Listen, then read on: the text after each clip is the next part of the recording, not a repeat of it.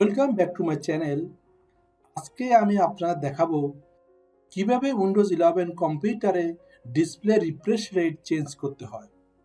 So please follow me.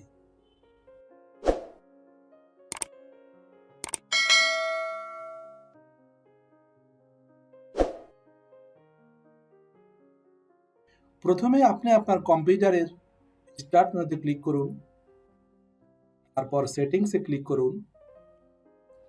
Settings menu থেকে সিস্টেমে click করুন।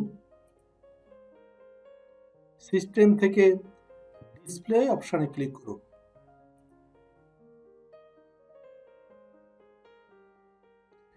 ডিসপ্লে অপশনের আন্ডারে নিচে যাব, একটু দেখব advance display option. Advance display অপশনে ক্লিক করব। অ্যাডভান্স ডিসপ্লে অপশনের নিচে দেখব চুজ আ রিফ্রেশ রেট এবং ডান পাশে একটি কম্বো বক্সে রিফ্রেশ রেট দেখতে পাবো। আমার এখানে যেহেতু একটি মাত্র ডিসপ্লে, তাই একটি ডিসপ্লে রেট দেখাচ্ছে।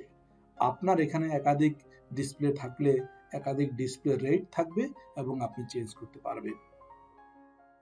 আশা করছি ভিডিওটি আপনাদের কাজে আসবে। So please subscribe to my channel for more videos. Thank you for watching.